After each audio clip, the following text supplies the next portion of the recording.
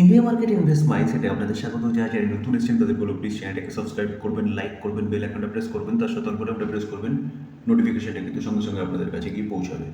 Sir, এই ভিডিওতে আমরা একটা ব্রেকিং নিউজ নিয়ে আলোচনা করতে চলেছি, অনলি ফর একটা কোম্পানি নিয়ে, যেই কোম্পানির ম্যানেজমেন্ট কিন্তু কোম্পানির বিজনেসের মধ্যে ব্যাপক একটা ক্যাপেক্স করতে চলেছে, যেখানে কোম্পানির বিজনেসকে কয়েক গুণ বাড়িয়ে দেবে। এবং সেই কোম্পানি নিয়ে যদি আপনি চিন্তাভাবনা করেন বা আপনি যদি ইনভেস্টমেন্ট করেন, তাহলে কিন্তু আপনারও ওয়েলথ কয়েক গুণ বেড়ে যাবে। তো চলুন স্যার দেখে নিই কোন কোম্পানি এবং কি নিউজ পাওয়া যাচ্ছে। তো ডিটেলসে আলোচনা করব, একটু ধৈর্য সহকারে দেখতে হবে, তাহলে কিন্তু কোম্পানির সম্বন্ধে ডিটেলসটা পেয়ে যাবেন। দেখুন স্যার, কোম্পানি কি কোম্পানি? JSW energy. তো এনার্জি সেগমেন্টে কিন্তু একটা ভালো কোম্পানি, বা রিনিউয়াল সেগমেন্টে একটা ভালো কোম্পানি, কন্টিনিউয়াসলি কোম্পানি ভালো পারফরমেন্স করছে। আজকের দিনও দেখলে দেখা যাবে কোম্পানিটা কিন্তু 1.5%-এর কাছাকাছি একটা আপসাইড মুভমেন্ট দেখিয়েছে। আমরা যদি কোম্পানিটা 6 মাসে রিটার্ন দেখি, দেখুন 6 মাসে 75%। কেন? কারণ কোম্পানি ভালো বিজনেস করছে, তার জন্যে।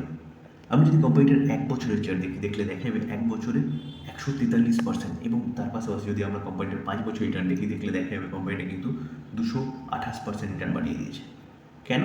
কারণ একটু আগে বললাম কোম্পানিটা রিনিউয়াল সেগমেন্ট নিয়ে কাজ শুরু করেছে এবং ভালো কাজ করছে। তো কোম্পানির সম্বন্ধে কি ফাটাফাটি নিউজ পাওয়া যাচ্ছে, চলুন সেটা একটু দেখার চেষ্টা করি। দেখুন স্যার, জেএসডব্লিউ এনার্জি কোম্পানিটা কি করতে চলেছে? ক্যাপেক্স করতে চলেছে। কত? দেখুন, অ্যামাউন্টটা দেখলে মাথা ঘুরে যাওয়ার মতন অবস্থা। 1.15 লাখ করোড় একটা কিন্তু ইনভেস্টমেন্ট করতে চলেছে, যেটাকে বলছে ফর স্ট্র্যাটেজি 2.0। তো চলুন স্যার আরেকটু ডিটেলসে বোঝার চেষ্টা করি। দেখো স্যার, এই আর্টিকেল দেখলে দেখা যাবে জেএসডব্লিউ এনার্জি প্ল্যান করছে 1.15 লাখ করোড় ইনভেস্টমেন্ট করার জন্য, বা ক্যাপিটাল এক্সপেন্ডিচার করার জন্য। কত বছরের জন্য? ফর নেক্সট 6 ইয়ার, যেটাকে বলছে ইটস স্ট্র্যাটেজি 2.0। কিসের জন্য এত টাকা খরচা করতে চলেছে? দেখুন, তারা বলছে to achieve generation capacity of 20 gigawatt. তার পাশাপাশি আরও কি বলছে? And a storage capacity 40 GWh by 2023। তো এই কোম্পানিটা কিন্তু 2023-র মধ্যে লক্ষ্যমাত্রা রেখেছে। এগুলো অ্যাচিভ করার জন্য কিন্তু কোম্পানিটা কী করতে চলেছে? কোম্পানিটা 1.15 লাখ করোড় ইনভেস্টমেন্ট করতে চলেছে, যেটা কিন্তু স্যার আজকেরই নিউজ। এবং দেখুন, এই আর্টিকেলে দেখলে দেখতে পারবেন যে চেয়ারপারসন বা ম্যানেজিং ডিরেক্টর যে কে সজ্জন জিন্দাল, তিনি বলেছেন শেয়ারহোল্ডারদের আজকে, অর্থাৎ 5ই জুলাই। তাহলে স্যার বোঝা গেল কোম্পানির প্ল্যান কী এবং কোম্পানি কী করতে চলেছে। তো স্যার এই কোম্পানিটা কিন্তু আপনি আপনার রাডারে রাখতে পারেন লং টার্ম ইনভেস্টমেন্ট পারপাস। কারণ কোম্পানি যদি এতটা ক্যাপেক্স করে এবং তার বিজনেসের ইমপ্রুভমেন্ট করে, তাহলে অবভিয়াসলি কোম্পানিও দৌড়বে। তো কোম্পানি দৌড়ালে অ্যাজ এ শেয়ার হোল্ডার হিসেবে আমাদের শেয়ারটাও কিন্তু, বা আমাদের ওয়েলথটাও কিন্তু বাড়বে। তো স্যার এই জন্যই আমি সবসময় বলি স্যার, বিজনেসটাকে বোঝার চেষ্টা করুন।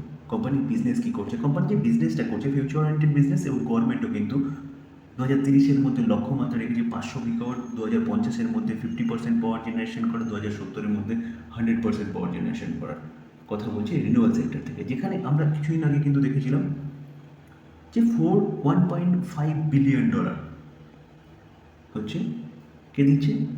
বিশ্ব ব্যাংক থেকে কিন্তু একটা অর্থ বরাদ্দ হয়েছে ইন্ডিয়ার রিনিউয়াল এনার্জির জন্য। তো স্যার রিনিউয়াল এনার্জি কিন্তু অনেক দূর পর্যন্ত হবে, আর এই কোম্পানিটা কিন্তু স্যার এই জায়গায় থাকবে না। এই কোম্পানিটা কিন্তু আপনি রাডারে রাখতে পারেন লং টার্ম ইনভেস্টমেন্টের জন্য, নিজের ওয়েলথ ক্রিয়েশনের জন্য। তো চলুন আমরা দেখে নিই কোম্পানিটা প্রিভিয়াস 5 ইয়ারের মধ্যে কীরকম পারফরমেন্স করেছে, অর্থাৎ কোম্পানিটার ফান্ডামেন্টালটা একটু দেখার চেষ্টা করি।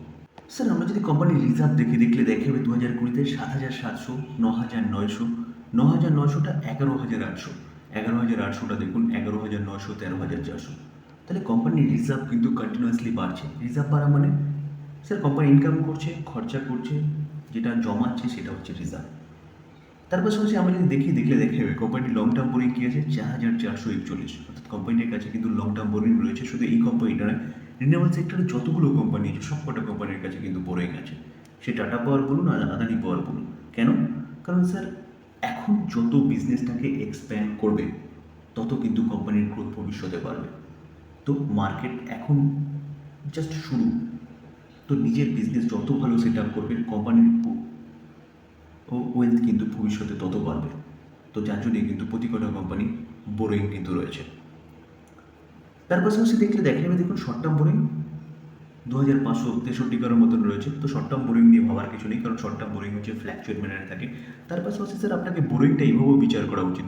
দেখুন স্যার লং টার্ম বোরিং কী আছে 4441 কারোর। তো কোম্পানির কাছে রিজার্ভ কী আছে অ্যাট প্রেজেন্ট 13,470 করোড়।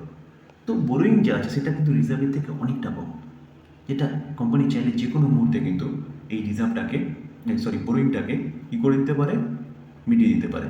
তার পাশাপাশি আমরা যদি দেখি কোম্পানির কাছে ক্যাশ অ্যান্ড ক্যাশ ইকুইভ্যালেন্ট কী আছে 830 কারোর। তো ব্যালেন্স শিট কিন্তু ফাটাফাটি ব্যালেন্স শিট বলতে পারেন। স্যার আমরা যদি কোম্পানির প্রফিট দেখা যাবে দেখুন 5 বছর আগে 497 করোড়, 2020 2021-এ কোভিডের জন্য বিজনেস অনেকটা হেম্পার হয়েছে, যার জন্য প্রফিটও পড়েছে 186 করোড়।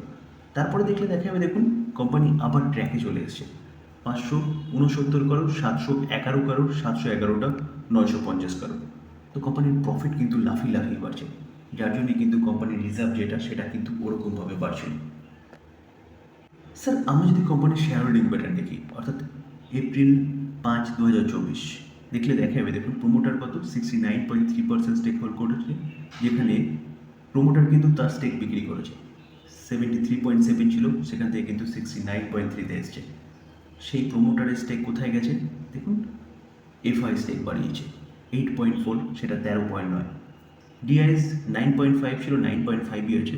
এবং তার পাশাপাশি আরেকটা জিনিসও বলতে হবে দেখুন, পাবলিক 7.6, পাবলিকের স্টেক কমেছে। তো সবসময় আমি স্যার বলি পাবলিকের স্টেক কমা এবং এফআই ডিআইএসের স্টেক বাড়া, এটা কিন্তু যে কোনো কোম্পানির জন্য কিন্তু একটা পজিটিভ দিক বলতে পারে। কেন?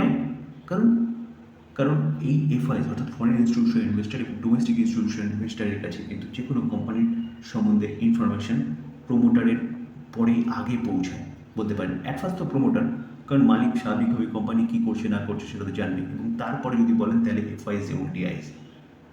কারণ রিটেল ইনভেস্টারদের বলতে পারেন অনেকে তেমন কোনো খবরই রাখে না কোম্পানির সম্বন্ধে। তো যেখানে এফআইস এবং ডিআইএস বেশি আছে সেই কোম্পানিকে মোটামুটি হেলদি বলা চলে। দেখুন আমরা যদি ইনস্টিটিউশনাল ইনভেস্টার দেখি তাহলে দেখে মিউচুয়াল ফান্ড বেশি নেই 1.11%, 21টা মিউচুয়াল ফান্ড। এবং তার পাশাপাশি দেখা যাবে দেখুন ফরেন পোর্টফোলিও ইনভেস্টার কত 11.26%, 188টা ফরেন পোর্টফোলিও ইনভেস্টার রয়েছে। এবং গোল্ডম্যান স্যাক যে হচ্ছে গ্লোবাল ব্রোকিং হাউস, তাদের কাছে কত 1.60% স্টেক হোল্ড করে আছে। জিকিউজি পার্টনার 1.31% স্টেক হোল্ড করে রয়েছে। তাহলে গ্লোবাল বড় বড় দিগ্গজ ইনভেস্টাররা কিন্তু এই কোম্পানির স্টেক হোল্ড করে আছে। দেখুন আদার্স ফাইন্যান্সিয়াল ইনস্টিটিউট যদি দেখা যাবে 7.43% স্টেক হোল্ড করে রয়েছে, তার মধ্যে 7.43% কে হোল্ড করে রয়েছে, এলআইসি একাই হোল্ড করে রয়েছে। কেন হোল্ড করে রয়েছে স্যার বুঝতে হবে কিন্তু স্যার। তো স্যার কোম্পানির রিজার্ভ কন্টিনিউয়াসলি বাড়ছে, কোম্পানির প্রফিট কন্টিনিউয়াসলি বাড়ছে। তার পাশাপাশি দেখা যাবে ফরেন ইনস্টিটিউশনাল ইনভেস্টার তার স্টেক সংখ্যা বাড়াচ্ছে। তো আর কি দরকার একটা কোম্পানির সম্বন্ধে, যেখানে কোম্পানির ম্যানেজমেন্টও বলছে 1.15 লাখ করোড় কোম্পানিতে ইনভেস্টমেন্ট করতে চলেছে নেক্সট 6 ইয়ার্সের মধ্যে। তো সেই জায়গায় দাঁড়িয়ে এই 6 ইয়ার্সের মধ্যে যদি এতটা ইনভেস্টমেন্ট করে তাহলে স্বাভাবিকভাবে বোঝা যাচ্ছে কোম্পানির বিজনেস বাড়বে, এবং কোম্পানির বিজনেস বাড়লে কিন্তু কোম্পানির শেয়ার এখানে থেমে থাকবে না স্যার, এই শেয়ারটাও কিন্তু অনেক দূর পর্যন্ত এগোবে। তো স্যার এই কোম্পানি নিয়ে কিন্তু আপনি চিন্তাভাবনা করতে পারেন লং টার্ম ইনভেস্টমেন্ট পারপাস।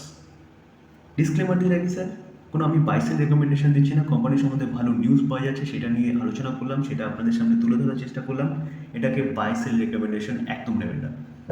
দেখুন স্যার যারা নিউ কামার অর্থাৎ মার্কেট কন্টিনিউয়াসলি হাই মারছে, প্রতিদিন কোথাও না কোথাও থেকে শুনতে পারছে বা নিউজ পেপার বা খবরের চ্যানেল থেকে শুনতে পাচ্ছেন যে নিফটি সেন্সেক্স হাই মারছে, তো নতুন ইনভেস্টার মার্কেটে আসছে, যারা নতুন ইনভেস্টার তাদের জন্য কিন্তু এই ডিসক্লেমার। কারণ কি তারা ভাবে হয়তো এটাই বাই রেকমেন্ডেশন দিচ্ছে। স্যার কমেন্টসে কিন্তু সেরকমই বোঝা যায়, যার জন্য এই বারবার বলছি বাই সেল রেকমেন্ডেশন একদম নয়। আপনি নিজে অ্যানালাইসিস করবেন, নিজে বুঝবেন কোম্পানি কী করছে, তারপরে গিয়ে কিন্তু কোম্পানি স্টেক বাই করবেন।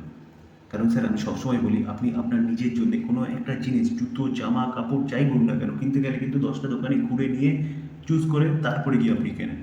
বা অনলাইনে ফ্লিপকার্টে অ্যামাজনে কিনতে গেলেও কিন্তু আপনি দেখেন অনেকগুলো, দেখে নিয়ে তারপর কেনেন। তো শেয়ার বাই করার ক্ষেত্রে আপনি ওইটা কেন করবেন? কেউ বলছে সেটা কিনে নেবেন, একদম না।